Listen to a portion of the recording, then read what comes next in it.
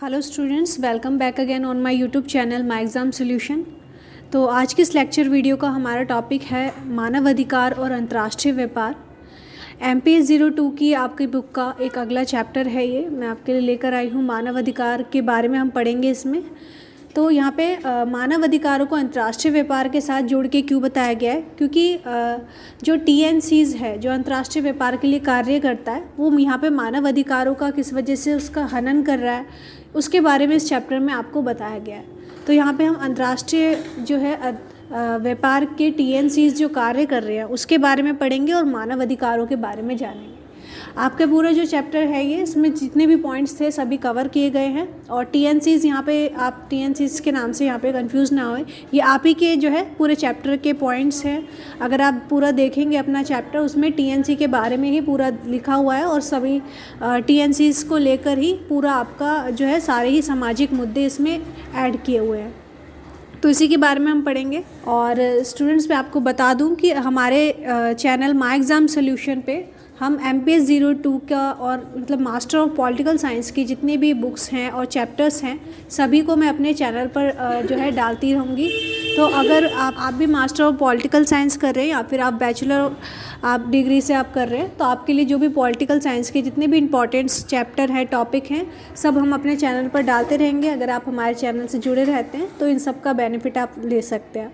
आपका कोई भी इंपॉर्टेंट टॉपिक होता है वो आप हमें कमेंट में बता सकते हैं। हम जो है स्टूडेंट्स की डिमांड पे ही ये टॉपिक्स तैयार करेंगे। तो चलिए स्टार्ट करते हैं वीडियो को। तो मानव अधिकार और अंतर्राष्ट्रीय व्यापार, पहले हम जान लेते हैं मानव अधिकार क्या होते हैं। मानव अधिकार जो है मानव के रक्षा के लिए जो अधिकार उसे दिए जाते हैं, उसकी स्वतंत्रता के लिए और उसका विकास करने के लिए होते हैं मानव अधिकार। और इसी के लिए अंतर्राष्ट्रीय अधिकार बिल एक जो है पारित किया गया था। अंतर्राष्ट्रीय अधिकार बिल क्या था, बहुत बार ये पूछा जाता है। 1966 में ये अंतर्राष्ट्रीय अधिकार बिल जो था जो है मानवों के लिए यहाँ पे बनाया गया था। तो इसके अंतर्गत क्या शामिल था, इसमें जो भी व्यक्ति के आर्थिक, सामाजिक और सांस्कृतिक अधिकार होते हैं उनको उसमें शामिल किया गया था। क्योंकि कहा जाता है कि कोई भी अगर व्यक्ति है तो अगर उसके पास उसका आर्थिक अधिकार नहीं है, यानी कि आर्थिक अधिकार में आता है उसके जो भी संपत्ति है, उसकी जो भी मुद्रा है, पैसे हैं, उसका अधिकार उसके पास नहीं है, या फिर सामाजिक अधिकार नहीं है। सामाजिक अधिकार में क्या क्या आता है, वो जिस सोसाइटी में रह रहा है वहाँ पे उसको जो है समानता मिले, इक्वालिटी की बात हो, सारे संसाधन उसे पूरी तरह से मिले, तो ये सब होता है सामाजिक अधिकार।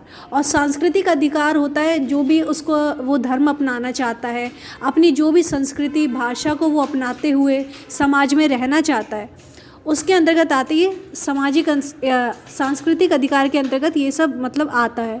तो यहाँ पे माना गया था कि जब भी कोई मानव होता है उसको अगर हम आर्थिक अधिकार और उसका सामाजिक और सांस्कृतिक अधिकार नहीं देंगे तो उससे क्या होगा, व्यक्ति का कोई भी विकास नहीं होगा और जो है व्यक्ति इसके बिना जो है अपूर्ण माना जाता है।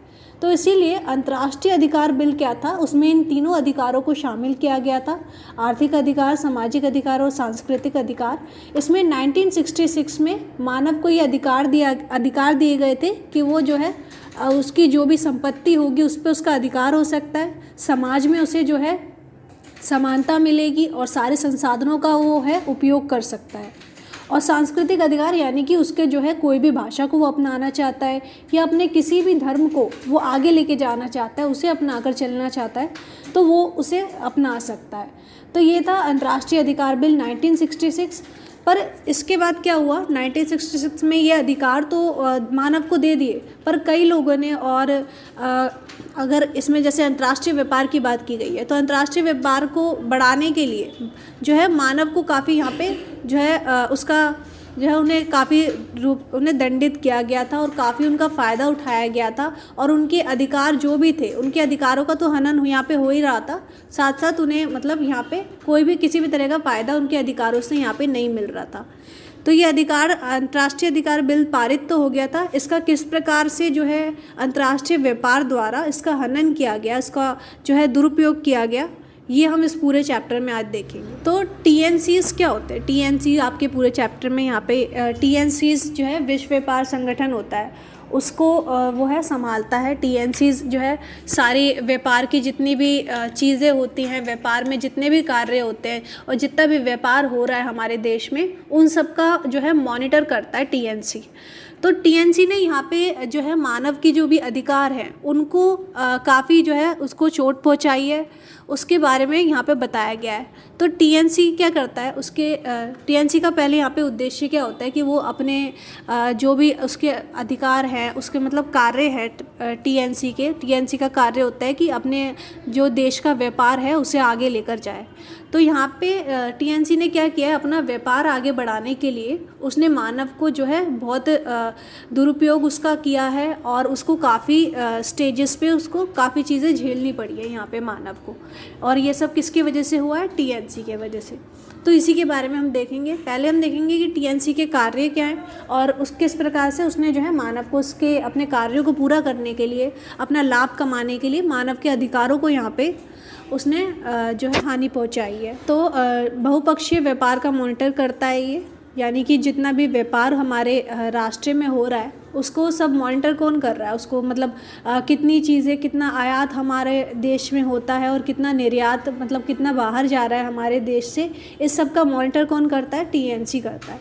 इसको फुल फॉर्म इसकी जो है ट्रांसनेशनल आपको कॉरपोरेशन, ये आपको याद रखनी है, ट्रांसनेशनल कॉरपोरेशन अगर पूछा जाता है आपसे, टीएनसीज। और ये किसके लिए कार्य करता है, विश्व व्यापार संगठन के लिए जो है कार्य करता है। जैसे WTO एक था, वर्ल्ड ट्रेड ऑर्गेनाइजेशन, उसी तरह ये टीएनसीज है।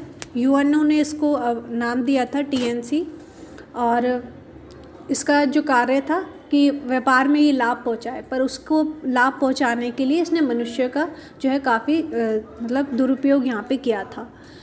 तो व्यापार करने वाले प्रतिभागियों के बीच व्यापार संबंधी विवादों को हल करने का प्रयास करना इसका जो है मुख्य लक्ष्य है। यानी कि जितने भी देश में जितने भी लोग हैं जो व्यापार करना चाहते हैं, जो व्यापार एक अंतर्राष्ट्रीय स्तर पर जो व्यापार करना चाहते हैं और उनको जो भी प्रॉब्लम्स फेस करनी पड़ रही है उस सबको टीएनसीज देखता है। और व्यापार क्षेत्र से लाभ कमाने का इसका उद्देश्य है, यानी कि व्यापार क्षेत्र में अधिक से अधिक लाभ हो सके, इसका ये कार्य करता है। और ये लाभ कमाने के लिए यहाँ पे, जैसे मैंने आपको बताया, लाभ कमाने के लिए जो है कुछ भी कर सकता है, मानव के अधिकारों को यहाँ पे ठेस पहुँचाता है। और ये लाभ कमाने के लिए मानव अधिकारों के अंतर्राष्ट्रीय दृष्टि से समस्त मानदंडों की अनदेखी और उल्लंघन कर रहा है।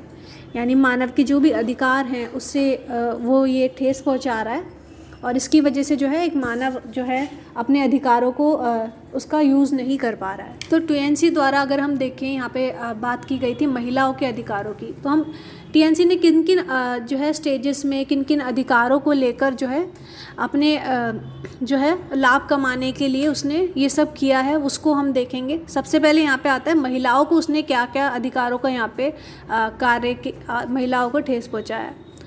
तो यहाँ पे उसने अधिक शक्तिशाली कार्य करवाना, और यानी कि यहाँ पे क्या किया जाता था, यहाँ पे सबसे पहले टीएनसी ने ये लागू कर दिया था कि ज़्यादा से ज़्यादा महिलाओं को, मतलब यहाँ पे औरतों को ज़्यादा काम दिया जाएगा पुरुषों की अपेक्षा में, क्योंकि औरतें जो होती हैं वहाँ पे उस टाइम पे इतनी पढ़ी लिखी नहीं होती थी, और जो है वो जो पुरुष होते थे उनको अपने मतलब अधिकारों की ज़्यादा जानकारी होती थी, और महिलाएं इतनी पढ़ी लिखी नहीं होती थी, तो उनको इतना अपने अधिकारों के बारे में और अपनी जो भी उनकी जानकारी थी अपने काम की काफ़ी कम होती थी।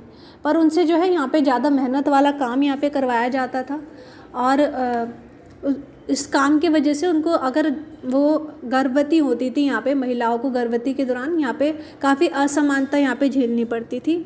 उनके साथ क्या हो रहा था, यहाँ पे अधिक शक्तिशाली कार्य उनसे करवाए जाते थे, यानी जो भी ज़्यादा मेहनत वाले काम होते थे वो ऐसा चाहते थे टीएनसीज कि हम महिलाओं से काम जितना निकाल सकें हम महिलाओं से काम निकलवाएं, और अगर मतलब उनकी अगर वो प्रेग्नेंट हो जाती है, गर्भवती हो जाती है, तो उसके बाद उन्हें क्या कर दें हम काम से ऐसा उनको निकालने के लिए जो है हम उनको ऐसा कुछ मतलब उनकी ज़रूरत बना दें कि वो अपने काम को अपने आप ही छोड़ दें। तो उन्होंने यहाँ पे क्या करने लगे टीएनसीज, वो अब महिलाओं से ज़्यादा काम निकलवाने के लिए उनको ज़बरदस्ती जो है ज़्यादा काम यहाँ पे देते थे, जो कि ज़्यादा ताकत वाले होते थे, और महिलाओं को इनकी वजह से जो है अपना काम खुद ब खुद छोड़ना पड़ता था। और उनको जानबूझ के यहाँ पे क्या कर दिया जाता था, ख़राब मशीनें दे दी जाती थी ताकि जो है उनके काम में हम गलतियाँ निकाल सकें और उनको जो है काम से निकाल सकें। तो ये सब जानबूझ के किया जा रहा था महिलाओं के लिए, ताकि हम जो है महिलाओं को जितना उनसे काम हमने, क्योंकि यहाँ पे लेना था हमने ले लिया था, पर जब वो प्रेग्नेंट होती थी या फिर एक एज उनकी जब बढ़ जाती थी उसके बाद यहाँ पे महिलाओं को जो है काम से वो अपने आप ही छोड़ दे काम, ऐसी एक स्थिति यहाँ पे बना दी जाती थी। जानबूझ के उन्हें क्या है ज़्यादा श्रम वाला कार्य दिया जाता था और जानबूझ के कार्य करने के लिए ख़राब मशीनें दी जाती थी ताकि हम उनके काम में गलतियां निकाल सकें। तो इस तरह से यहाँ पे जो है टीएनसी द्वारा महिलाओं के अधिकारों का हनन हो रहा था। अगर आपसे पूछा जाता है ये टीएनसी द्वारा महिलाओं के अधिकारों के हनन के क्या उदाहरण थे, या महिलाओं के क्षेत्र में वो कैसे हनन करता है टीएनसी, तो आप ये बताएंगे कि वो अधिक शक्तिशाली बल वाला कार्य यहाँ पे महिलाओं से करवाते थे और ख़राब मशीनें देकर उनसे जो है उनके कामों में गलतियाँ निकलवाते थे। अब ये टीएनसी जो है ये पर्यावरण क्षेत्र में क्या कार्य कर रहा है और पर्यावरण को ये कैसे ठेस पहुँचा रहा है, इसके बारे में हम देखेंगे इसमें। और मोस्ट इम्पॉर्टेंटली जो है इस पे क्वेश्चन बनता है कि टीएनसी जो है पर्यावरण को कैसे ठेस पहुँचा रहा है। तो यहाँ पे जो है ये टीएनसी जो है उद्योग लगाने के लिए बहुत से वनों की कटाई करता है। जैसे कि जब भी कोई फैक्ट्री किसी देश में खुलती है तो वहाँ पे जो है सारे जंगल काट दिए जाते हैं और सभी मतलब पेड़ पौधों को वहाँ से हटा दिया जाता है। सारे लोग जो भी वहाँ पे रह रहे होते हैं उन सबको वहाँ से हटा दिया जाता है। तो टीएनसी क्या करता है, नए नए उद्योग खोलने के लिए वहाँ के वनों की अंधाधुंध कटाई यहाँ पे करता है। और इसने मछली जन्म में कमी करी है। मछली जन्म यहाँ पे क्या था, यहाँ पे एक अभियान भी चला था इसका जो है फिश प्रोटेक्शन। यहाँ पे जैसे आपको इमेज में दिख रहा होगा फिश प्रोटेक्शन क्या था, टीएनसी क्या कर रहा था, मछली जनन जो होते हैं, एक झींगा मछली होती थी जिसको लेकर जो है यहाँ पे काफ़ी विवाद फैला था।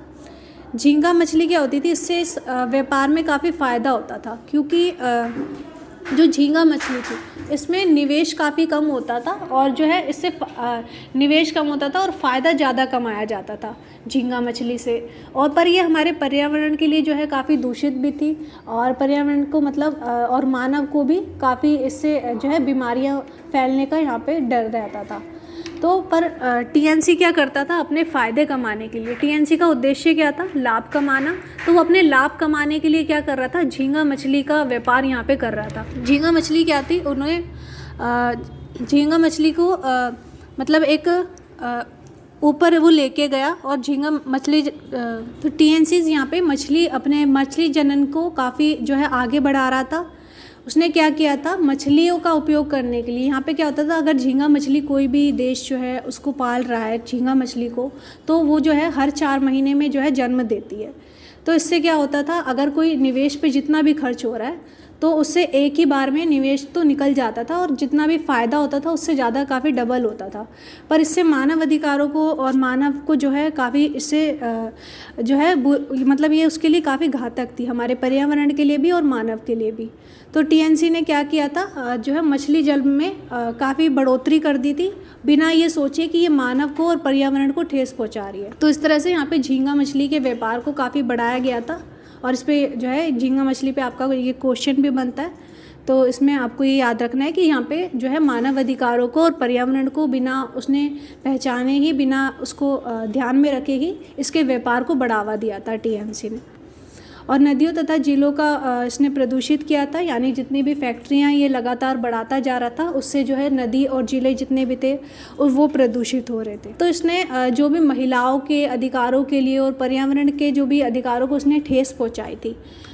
उसके बाद यहाँ पे क्या किया गया, काफ़ी लोगों ने मतलब इसके लिए आवाज़ उठाई और बोला गया कि टीएनसी को हमें क्या करना चाहिए, एक आचार संहिता देनी चाहिए, यानी कि अंतर्राष्ट्रीय रूप से स्वीकृति। आचार संहिता का अर्थ होता है अंतर्राष्ट्रीय रूप से स्वीकृति, मतलब कुछ ऐसे अधिकार यहाँ पे टीएनसी को दिए जाएंगे कि वो उसके अंतर्गत ही कार्य करेगा और जो भी अगर मानव अधिकार को या फिर पर्यावरण को जो भी वो ठेस पहुंचा रहा है वो उसके अधिकारों के अंतर्गत नहीं आएगा। ऐसे कुछ भी काम वो नहीं कर पाएगा कि जिससे कि मानव अधिकारों और पर्यावरण को ठेस पहुंचे। तो ये आचार संहिता TNC इसके लिए बहुत ज़रूरी थी, इसके लिए आवाज़ उठाई गई थी। पर इसका अंत कैसे हुआ था, काफ़ी लोगों ने मतलब जो है TNC को इससे दूर रखा। इसको मतलब कि व्यापार में जो भी लोग सोचते थे कि हम TNC से फ़ायदा कमा रहे हैं, जो भी ऐसे देश थे जिनको इससे फ़ायदा हो रहा था, उन्होंने TNC को इस रास्ते से मतलब जो है बचाने की कोशिश करी।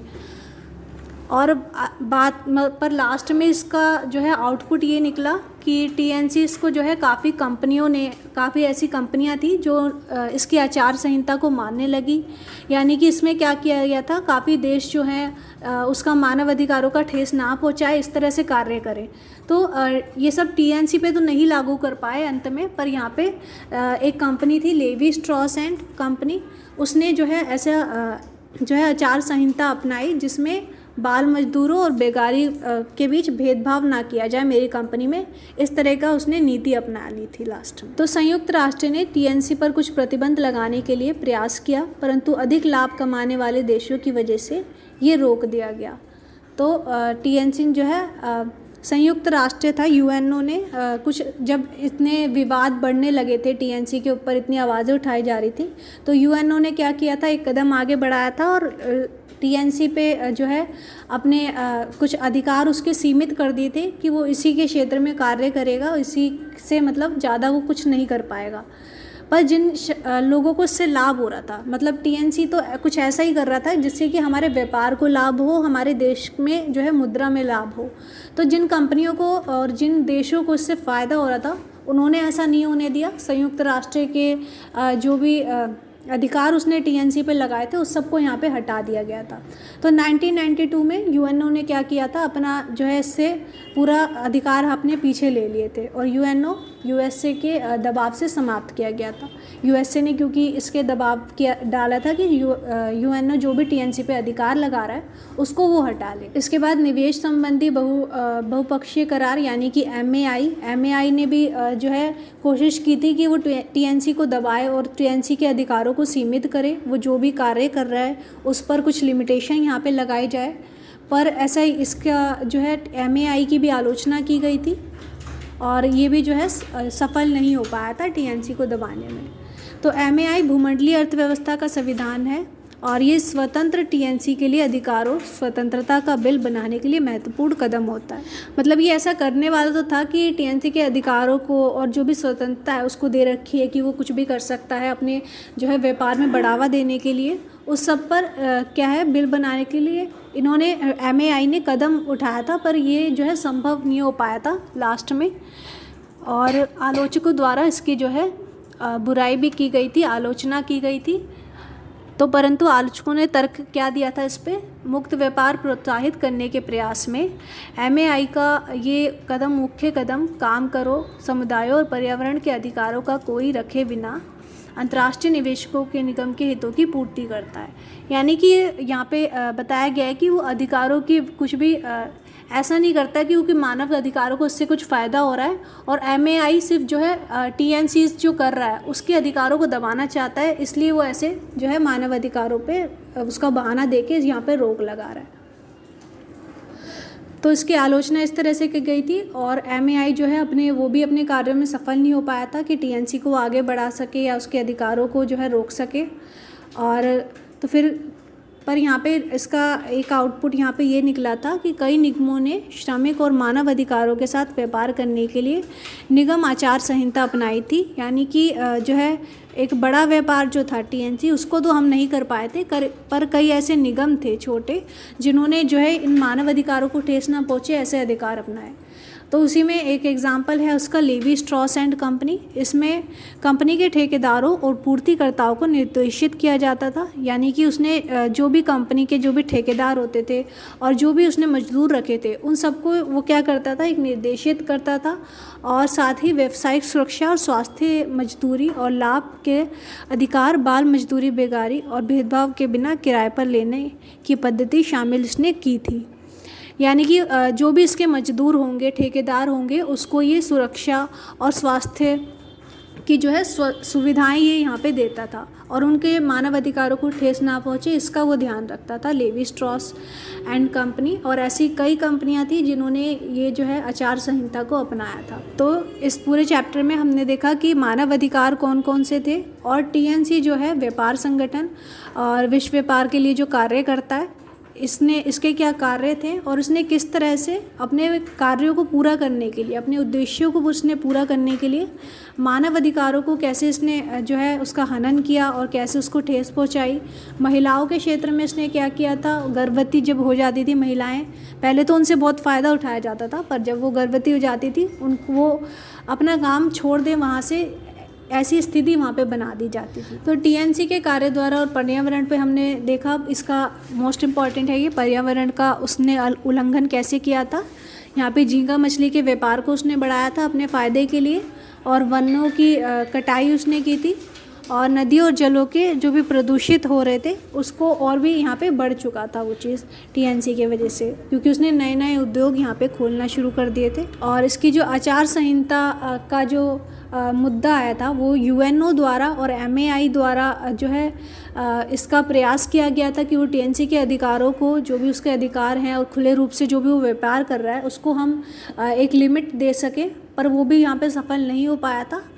और टीएनसी को जो है यहाँ पे अधिकारों को हम नहीं दबा सके, पर कुछ ऐसी कंपनियाँ बाद में आई, कुछ ऐसे देश आए जिन्होंने जो है बाद में इन आचार संहिता को अपनाया था। तो स्टूडेंट्स, इस वीडियो में मैंने आपको ये चैप्टर काफ़ी जो है शॉर्ट में समझाया है। आपको मोस्टली जो टीएनसी जिस पे क्वेश्चंस बनते हैं, टीएनसी पे बहुत क्वेश्चन बनते हैं इस चैप्टर से रिलेटिव, इसलिए मैंने इस टॉपिक को आपके लिए ऐड करके दिखाया है। तो अगर आपको इसके फुल नोट्स चाहिए जिसमें कि आपके पूरे चैप्टर की एक्सप्लेनेशन होगी, या फिर आपको कुछ और भी जो ऐसा है इस चैप्टर में मुझे ऐड करना चाहिए था आपको लगता है, तो वो आप मुझे बता सकते हैं कमेंट करके। और मतलब आपके जो भी डिमांड होगी स्टूडेंट्स की, हम उस पर फिर नेक्स्ट वीडियो में आपके लिए जो भी हम इस वीडियो में ऐड नहीं कर पाए वो नेक्स्ट वीडियो में हम लेकर आएंगे। और आपको ये वीडियो पसंद आई हो तो इसे लाइक करें और आपका कमेंट में बता सकते हैं हमें कि नेक्स्ट वीडियो जो है आपको कौन से टॉपिक पर चाहिए। तो thank you so much students, video को एंड तक देखने के लिए।